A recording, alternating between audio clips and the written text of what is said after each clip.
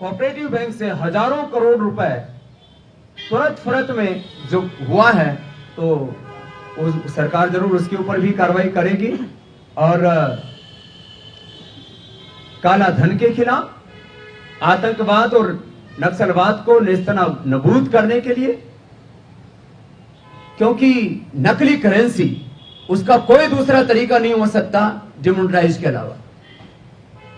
और नकली करेंसी के माध्यम से सबसे ज्यादा इस देश का नुकसान कर रहा था पाकिस्तान, और देश में बेखौफ घूम रहे थे आतंकवादी, तो उनकी फंडिंग वो नकली करेंसी से हो रही थी। 100 रुपए का नोट जो है उसको ट्रांसपोर्ट करना मुश्किल हो जाता है।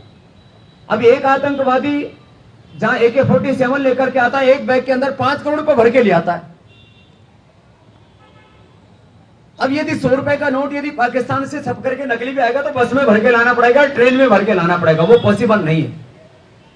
तो सबसे बड़ी बात यह हुई है कि नोटबंदी के माध्यम से आतंकवाद और नक्सलवाद की फंडिंग बंद होगी, नकली करेंसी खत्म हो गई एक फैसले। और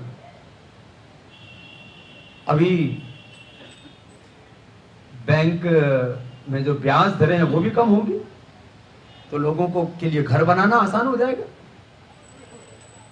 जो इस देश में बिजनेस एक्टिविटी है उनको करना आसान हो जाएगा।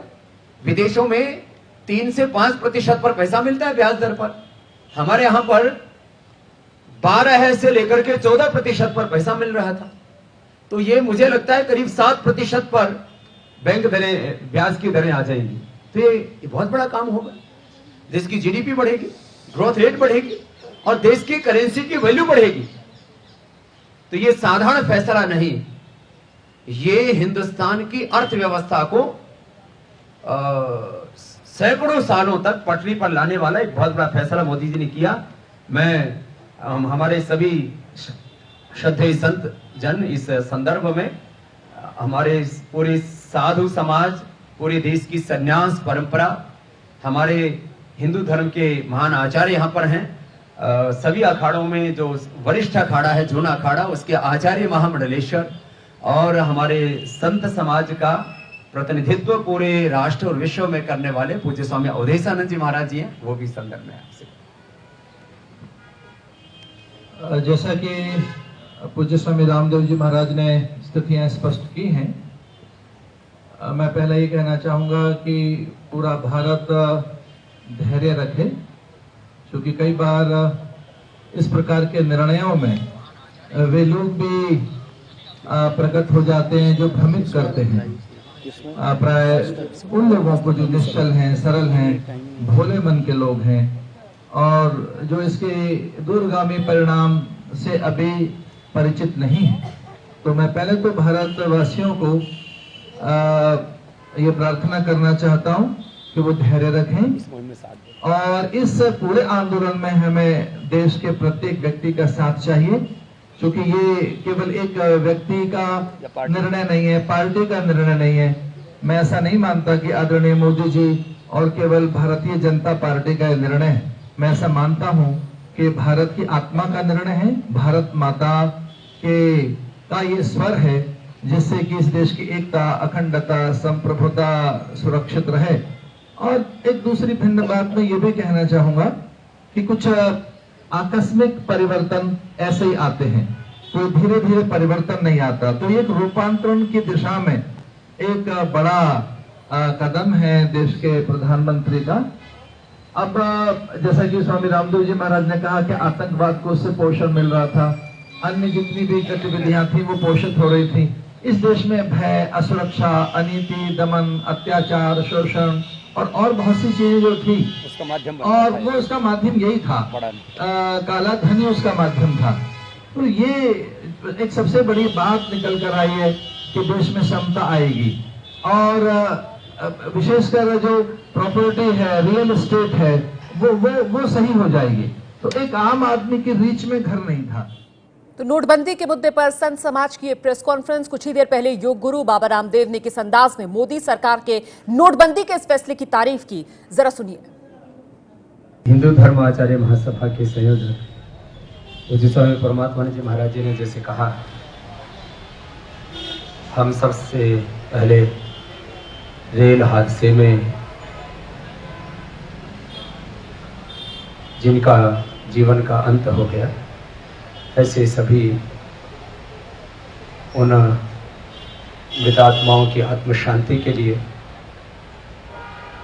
दिवंगत आत्माओं का भगवान के चरणों में वास हो, उसके लिए हम सभी हिंदू धर्माचार्य महासभा के संतों की ओर से प्रार्थना करते हैं भगवान के चरणों में, और उनके परिजनों को भगवान इस दुख को सहने की ताकत दे, हिम्मत दे, धैर्य दे। इस प्रार्थना के साथ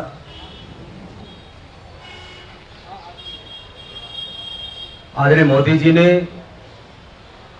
जो 500 और 1000 रुपए के नोट वापस लेकर के नोटबंदी का जो कार्य राष्ट्र हित में किया, उसके लिए हमारे संत महापुरुष जो लोगों का काला मन ठीक करने का काम करते हैं, वो भी इस काले धन के काम में आदरणीय मोदी जी को हौसला देने के लिए और राष्ट्र मुहिम के हर कार्य को हिंदू धर्म आचार्य महासभा, सारे हमारे अखाड़े और देश का सारा संत समाज उसमें साथ में, क्योंकि साधु संत के लिए सन्यास धर्म से पहले भी राष्ट्र धर्म है।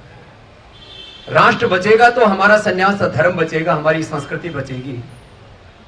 और मनुस्मृति में तो कहा है, सर्वेषां हि शौचानाम अर्थ शौचम परम शुचि। सब प्रकार की शुचिताओं में आर्थिक शुचिता को हमारे धर्म में सर्वोपरि माना है। और इसलिए आदरणीय मोदी जी ने जो निर्णय लिया इस काले धन को वापस मुख्य धारा में लाने के लिए, और आतंकवादियों नक्सलवादियों की फंडिंग बंद हो गई। आतंकवाद के दंश में आजादी के बाद यदि सबसे बड़ी देश की जनहानि हुई है, करीब 1 लाख लोग प्रत्यक्ष और परोक्ष रूप से इन आतंकवादी घटनाओं के शिकार हुए हैं। ये आतंकवाद और नक्सलवाद के ऊपर सबसे बड़ा प्रहार हुआ है, सबसे बड़ी चोट हुई है इस जो है नोटबंदी के काम से। तो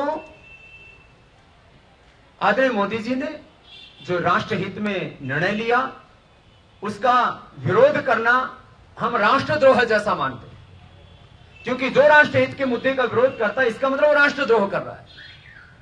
तो बहुत सी राजनीतिक पार्टियां और व्यक्ति जो इस राष्ट्रहित के मुद्दे पर विरोध करके राष्ट्रद्रोह जैसा कृत्य कर रही है, उनके लिए भी यह एक सबक है कि भाई हर बात में राजनीति मत करो।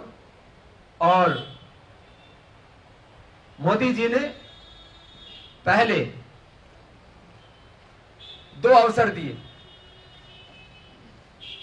कि भाई जिनके पास भी काला धन है वो मुख्य धारा में लौटाओ, पेनल्टी जमा कराओ। इस देश में पैरेलल इकोनॉमी नहीं चलेगी। व्यक्ति नहीं बदला तो नोट बदलने का फैसला करना पड़ा। यदि व्यक्ति बदल गया होता तो मोदी जी को नोट बदलने का यह फैसला नहीं करना होता। और अब लोग कुछ हेरा फेरी करके भी बदली कर रहे हैं। तो मोदी जी ने उनके लिए भी कहा कि भाई उनको भी बख्शा नहीं जाएगा, क्योंकि हमको भी जब ये सूचना मिली तो सरकार को हमने भी इसके लिए चेताया कि भाई ये जो कुछ कॉर्पोरेटिव बैंक्स जो है वो एक दिन में 100 करोड़, हजार करोड़, जैसे ही ये नोटबंदी का ऐलान हुआ तो एक आदमी से जमा कराने लगे। और आज हम ये भी मांग करते हैं कि जिन बैंकों ने 100 करोड़ रुपए 1-2 दिन में ही जमा कर लिया, वो अनायास नहीं हुआ है, वो किसी प्लानिंग के तहत हुआ है। उनके ऊपर भी आगे सरकार कार्रवाई करे कि एक दिन में 100 करोड़ 500 1000 करोड़ पे कैसे आ गए बैंक में भाई।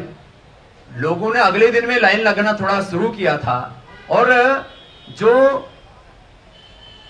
कोऑपरेटिव बैंक से हजारों करोड़ रुपए तुरंत फुरत में जो हुआ है, तो सरकार जरूर उसके ऊपर भी कार्रवाई करेगी और काला धन के खिलाफ, आतंकवाद और नक्सलवाद को नेस्तनाबूद करने के लिए,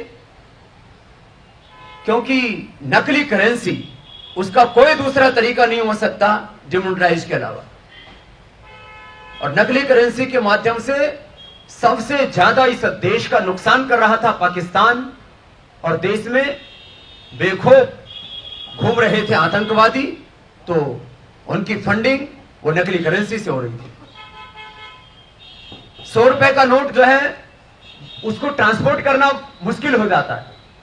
अब एक आतंकवादी जहां AK-47 लेकर के आता है, एक बैग के अंदर 5 करोड़ रुपए भर के ले आता है। अब यदि 100 रुपए का नोट यदि पाकिस्तान से छप करके नकली भी आएगा तो बस में भर के लाना पड़ेगा, ट्रेन में भर के लाना पड़ेगा, वो पॉसिबल नहीं है। तो सबसे बड़ी बात यह हुई है कि नोटबंदी के माध्यम से आतंकवाद और नक्सलवाद की फंडिंग बंद होगी, नकली करेंसी खत्म हो गई। तो नोटबंदी का फैसला राष्ट्रहित में लिया गया, बड़ा फैसला। सुना आपने योग गुरु रामदेव को जो कह रहे हैं कि नोटबंदी का विरोध करना देशद्रोह जैसा है, क्योंकि नोटबंदी से नकली नोट पर बड़ी चोट, नोटबंदी से आतंकवाद और नक्सलवाद पर बड़ी चोट।